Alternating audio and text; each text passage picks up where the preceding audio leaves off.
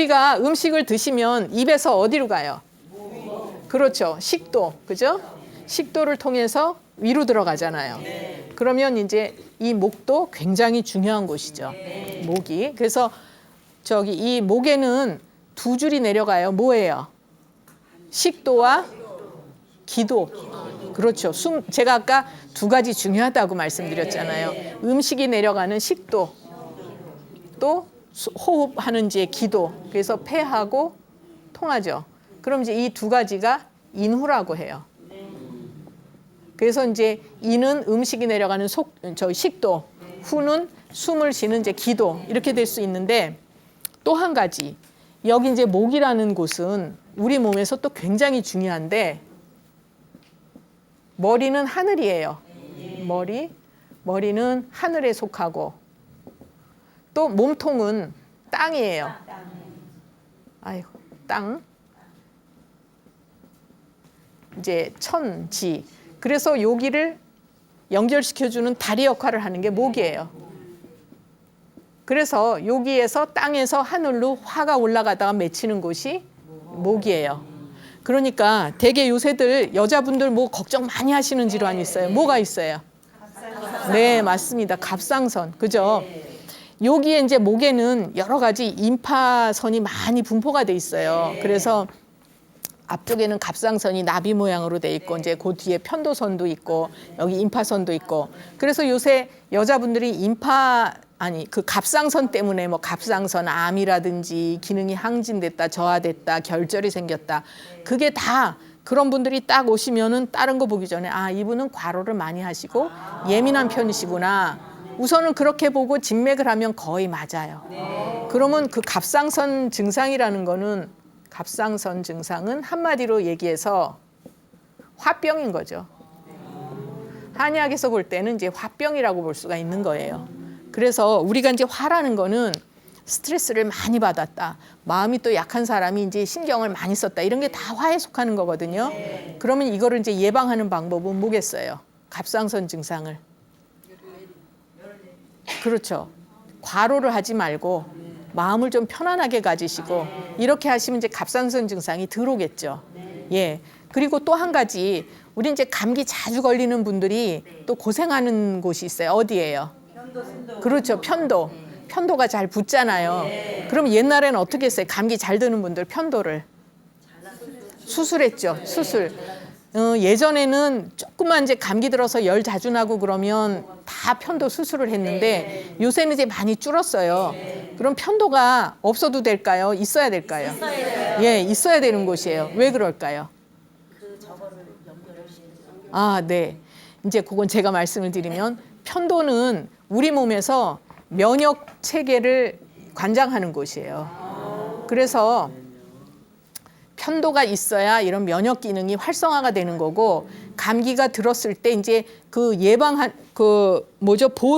감기가 들어왔어요. 그러면 감기 들어왔습니다. 몸에서 이렇게 표현을 해주는 곳이니까 심해지기 전에 치료를 할 수가 있어요. 그러니까 편도가 굉장히 중요한 곳이에요. 편도가.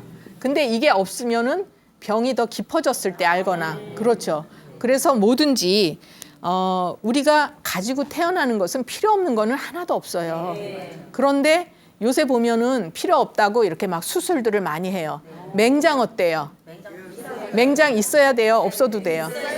그렇죠. 맹장도 옛날에는 필요 없는 거라 그래가지고 막 복부 수술할 때 서비스로 잘라주고 이렇게 했잖아요. 그런데 시간이 이렇게 지나다 보니까 맹장 있어야 된다. 그것도 면역 기능을 하는 곳이다. 이제 그렇게 되거든요. 편도도 역시 마찬가지예요. 그래서 이제 흔히들 이렇게 과학적인 측면에서는 한의학이 비과학이다, 뭐 이렇게 구름 잡는 얘기다, 이렇게 하지만, 그렇죠. 우리 한의학에서는 가지고 태어난 건 다 죽을 때까지 가지고 가라고 얘기를 하거든요.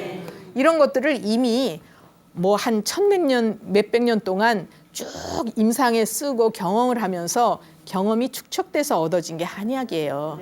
그러니까 그냥 단순히 과학이라고, 요새 얘기하는 과학이라고 해서 이게 없어도 된다 했다가 과학이 조금 발전하면 이거 있어야 되네, 이렇게 되는 경우가 많거든요. 그러니까 이제 한의학을 정말 이해하려면 과학이 훨씬 더 발전해야 이제 이해 폭이 더 넓어진다, 이렇게 말씀드릴 수가 있죠.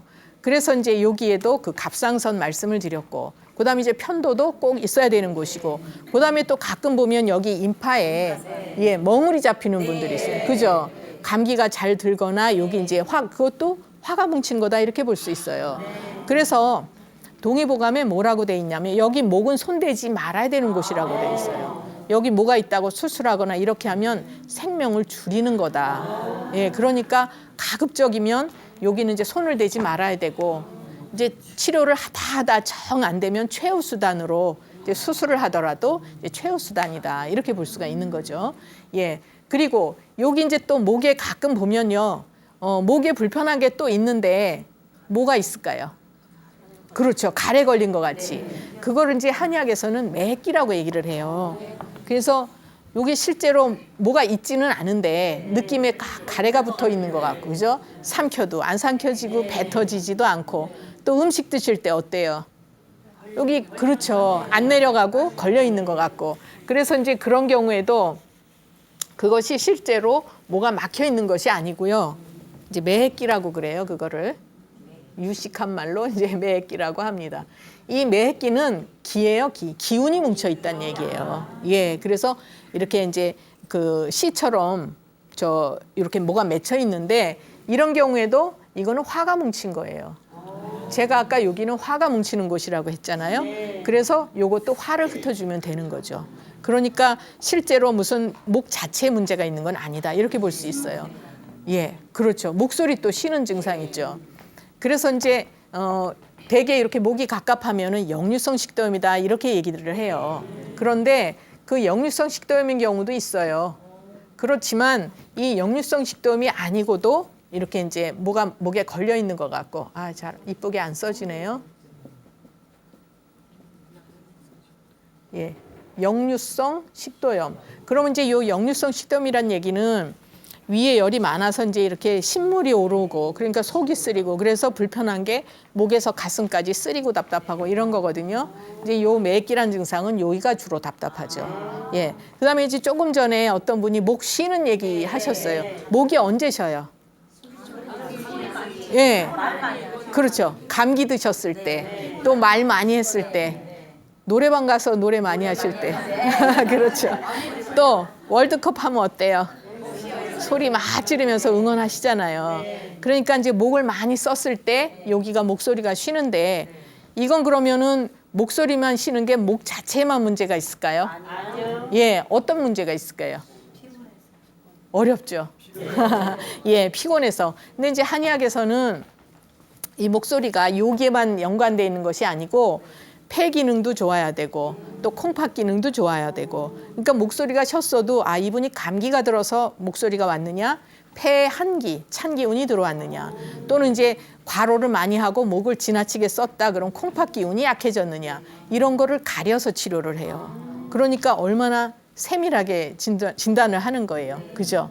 예, 이제 그런 경우도 있고, 또 이제 어떤 분들 보면은 이렇게 목이 뻘겋게 부어서 이제 인후염이라고 오시는데, 그런 분들도 체력이 많이 약하고 신경 많이 쓰시고 이런 분들이 화가 올라서 이제 목소리도 안 나오고 여기가 뻘겋게 붓고 이러는 경우 있어요.